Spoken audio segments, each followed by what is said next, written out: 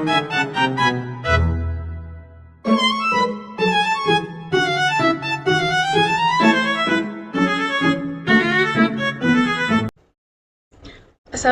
warahmatullahi wabarakatuh. Perkenalkan, nama saya Saskia dengan NIM 44432300014 dari kelas 4A dari jurusan Ilmu Perikanan Fakultas Pertanian Universitas Sultan Ageng Tirtayasa. Di sini saya akan menjelaskan tentang Project Based Mandiri.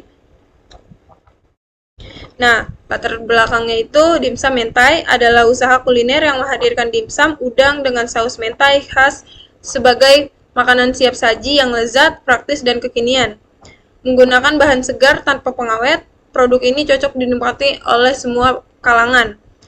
Dalam pengembangannya, dimsum mentai bekerja sama dengan nelayan lokal, pelaku kuliner, dan komunitas UMKM.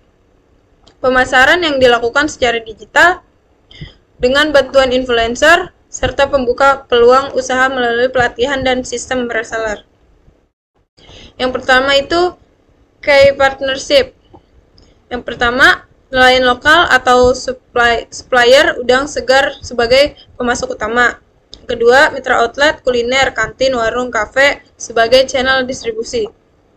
Yang ketiga, Dinas Kepelautan dan Perikanan untuk pendampingan usaha dan legalitas. Yang keempat, influencer kuliner dan food blogger sebagai mitra promosi. Yang kelima, komunitas kewirausahaan kampus dan UMKM untuk ekspansi usaha. Selanjutnya ada key activities. Nah, yang pertama itu produk dimsum dengan isian udang segar dan bumbu premium. Yang kedua, penambahan topping saus mentai khas, ada yang rasa original, spicy, dan keju. Yang ketiga itu pengemasan produk dalam bentuk fresh dan frozen. Yang keempat, pemasaran melalui digital campaign dan konten kuliner.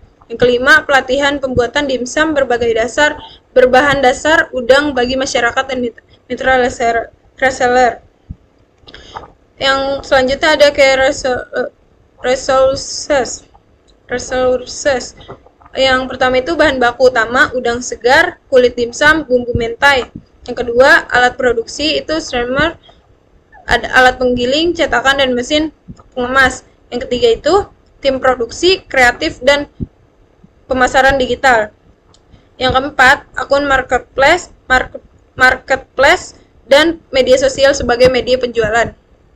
Yang kelima itu relasi bisnis dan jaringan kemitraan kuliner. Nah, selanjutnya ada value proposition. Yang pertama itu dimsum udang yang gurih dan juicy berpadu dengan saus mentai, creamy, dan kekinian. Yang kedua ada bahan pengawet, aman untuk anak-anak hingga dewasa, bisa dikonsumsi secara langsung dalam bentuk frozen yang praktis. Harga terjangkau dengan rasa premium. Produk lokal dengan inovasi rasa modern. Peluang usaha dengan margin menguntungkan bagi reseller. Nah, selanjutnya ada customer relationship.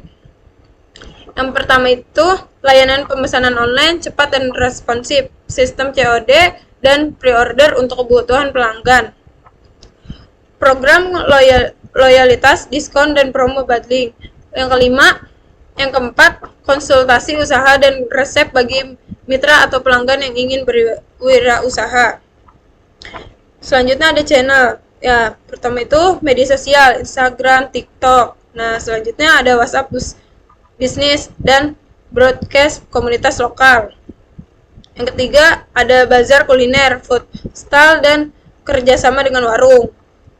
Keempat, website atau katalog digital untuk pemesanan langsung.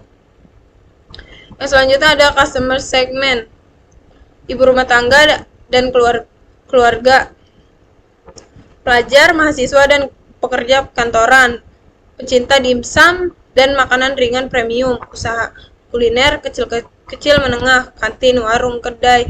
Terus selanjutnya ada individu yang ingin menjual kembali, reseller, yang bisa dinamai reseller. Selanjutnya ada itu cost struktur. biaya bahan baku, udang, kulit dimsum, saus mentai, dan kemasan. Selanjutnya ada pengadaan alat produksi dan biaya listrik. Selanjutnya ada transportasi, logistik, dan distribusi produk digital, konten, media sosial, dan iklan. Biaya pelatihan, pengembangan produk, dan operasional harian. Terus selanjutnya ada revenue stream. Yang pertama itu penjualan dimsum, mentai, udang secara langsung dan online, paket frozen dimsum untuk kebutuhan rumah tangga dan outlet, jasa pelatihan pembuatan dimsum untuk individu atau kelompok, dan sistem kemitraan dan reseller untuk perluasan jaringan usaha. Nah, di sini ada analisis SWOT dimsum mentai. Nah, yang pertama itu strategis, kekuatan. Menggunakan bahan baku segar dan premium. Kedua, produk inovatif dan topping mentai yang kekinian yang beragam varian rasa. Ketiga, tanpa bahan pengawet, aman untuk anak-anak dan hingga dewasa. Harga terjangkau dengan rasa yang setara. Yang kelima itu memiliki sistem distribusi digital dan offline, media sosial, bazar kuliner, kerjasama warung. Yang terakhir itu penawaran peluang usaha, reseller, dan pelatihan. Nah, selanjutnya ada weaknesses, kelemahan. Yang pertama itu ketergantungan pada bahan baku segar dan mudah rusak, fluktuatif tersediaannya. Memerlukan investasi alat produksi, streamer, cetakan, dan mesin pengemasan. Selanjutnya ada operasional harian dan logistik produk frozen membutuhkan pengolahan khusus.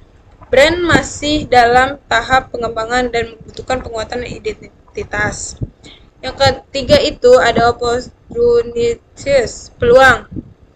Tingginya minat pasar terhadap makanan cepat saji premium yang praktis dan sehat. Yang kedua, pengembangan e-commerce dan media sosial sebagai sarana produksi dan penjualan. Yang ketiga itu dukungan pemerintah dan komunitas UMKM dalam pengembangan usaha lokal. Yang terakhir itu potensi ekspansi ke pasar luar daerah dengan sistem reseller dan dropship. Yang terakhir itu ada threat atau ancaman. Yang pertama itu persaingan ketat di industri kuliner, khususnya produk frozen dan makanan ringan. Perubahan tren makanan yang cepat dan selera konsumen yang dinamis.